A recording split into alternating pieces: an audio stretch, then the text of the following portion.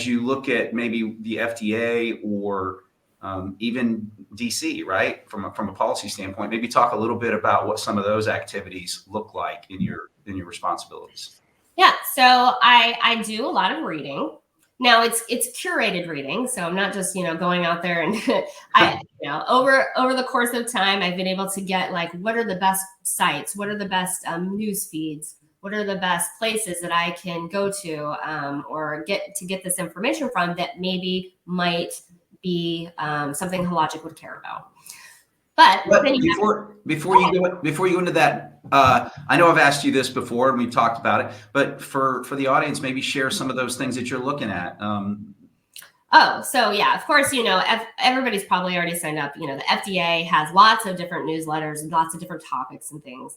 But there's also just lots of different free subscription services that have newsletters out there. One that's coming to mind that I can think of that Hologic really cares about that has to do with like radiology is Aunt Minnie.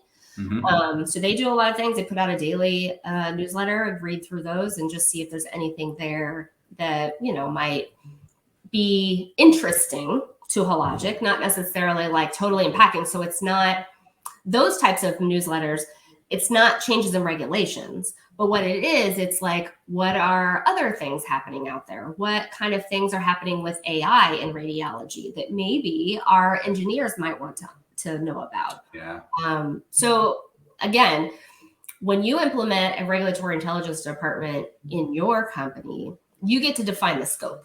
You get to say, what kinds of things do we want these people looking at? Is it only regulations? Is it only guidance documents? Is it only standards? What type of thing?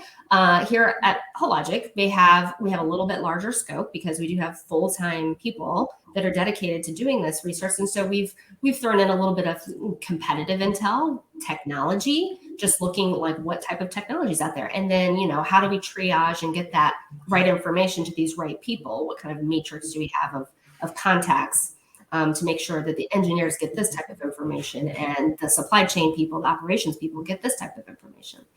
Let me think of some other websites off the top of my head. I mean, anything that standards changes. So we do have a subscription service that we pay for to get notifications on standard changes so that we get those notifications. I get them daily.